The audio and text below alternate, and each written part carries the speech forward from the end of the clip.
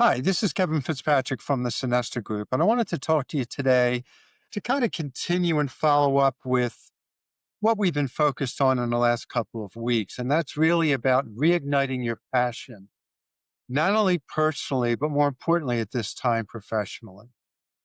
Unfortunately, we're going through some very, very trying times right now. And I do anticipate, unfortunately, that things may get more difficult before they get better.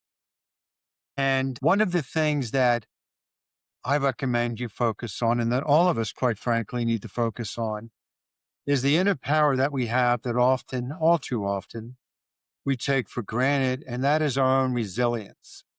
And that is bouncing back stronger after every setback that we may have been presented to us, either expectedly or unexpectedly. I want to talk about that in particular around what investments we've made in our own development or have been made on our behalf by the various companies that we have worked for in our career.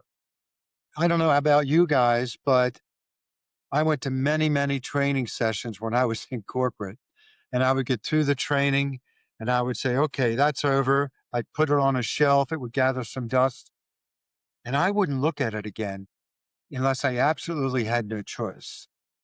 And my strong recommendation for you is, in order to really reignite that passion, if you have some training you've gone through, whether it is focused on personal development specific to your role, leadership, emotional intelligence, whatever that happens to have focused on in the past, bring it out, look at it, digest it, take a flyer with a journal, and every day when you start your day, take a critical key point that is going to allow you to really embrace your strengths and bounce back in the event you need to. With our clients and with some friends of mine that are still embedded in corporate, ranging from small independent companies to Fortune 50 at this point, across the board, I've heard a lot of concerns about what's going to happen in the next 3 to 6 months from a job and a career perspective.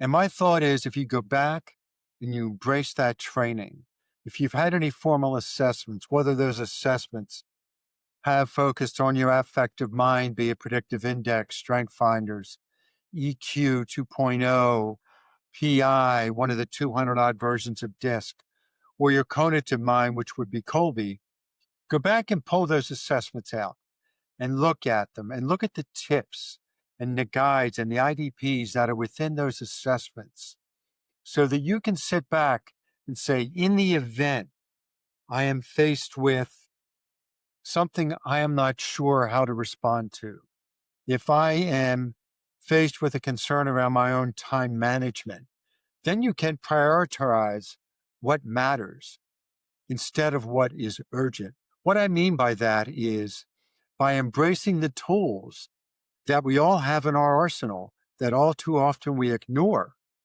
be able to prioritize our own development, our own presentation of our skills, and how we're going to present not only to ourselves so we can be confident, but how then we're going to present to others and how we're going to set the example for our teams, for our coworkers, for our families about what it means to reignite our passion, to get the best of ourselves, bring it out, bring it forward. Now, let's face it, it's not easy. It requires self-discipline. It's doing what you need to do, even though we don't feel like doing it. And let's face it, going back and revisiting training that took time out of our busy schedules that perhaps we may not have appreciated at the time, or we filed it away and it lost some of its magic. Well, bring it out, reacquaint yourselves with it, get that magic back. Take those tools that have been presented to us, open that arsenal and use them. Be prepared so that you can be proactive and not necessarily reactive when things come down the pike that we may not expect. And not only from an adverse perspective, but even as some companies are changing and perhaps some of us may face job elimination, some of us may also face increase in responsibility and accountability because some companies may need to bring things tighter. And perhaps they tap on your shoulder to rely on you and your strengths that you bring to the organization.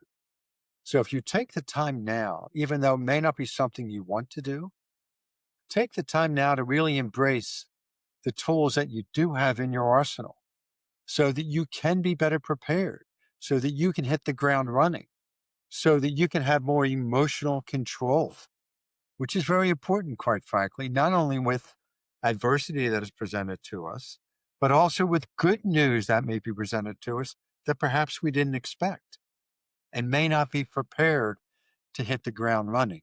Think about the power you have, and regardless of which direction it comes. If you make that investment in yourselves today to embrace the training that you've received, to embrace the knowledge that comes from the assessments that you have. And remember, a lot of that knowledge that comes to us from assessments is a result of how we've responded, the input that we've given.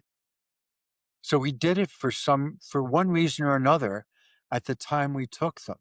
So kick back and learn from those assessments and say, what can we do to get better, to get more powerful, to be focused and eliminate the distractions so that we can really focus on our goals? Whether that means we need to become resilient because perhaps we need to have a change in our professional or personal lives, or we need to be proactive and responsive because we have the next new opportunity that's presented to us for one reason or another.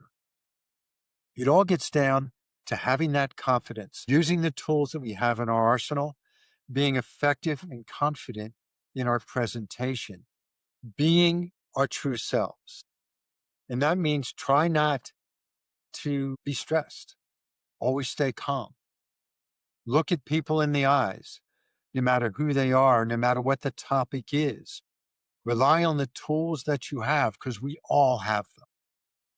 We all have made an investment, whether through a company or an investment in ourselves, through training and through assessments. And believe it or not, when you go back and revisit that, you're going to have some aha moments and say, you know what? I can use this. While it may not be the exact answer I want, if I think about it and I dig into the capacity that I have and I truly want to move forward, I can excel. I can kill it. I can deliver the absolute best self to the marketplace and to address the needs we have. So when you think about it, believe in yourself, focus on yourself, grab that resilience. It's an amazing strength that all of you have. Use the tools that you have in your arsenal. Again, not to be redundant, but I want to keep saying that because we all too often forget that they're available to us. And bring them out and present them. And quite frankly, just excel. And every day, remember, take out a pen, or if you prefer, use your laptop and journal. What am I going to do today? How am I going to make a difference? And how am I going to present my best self? Because not only does it matter, but I matter. Thanks and have a great day. Are you there?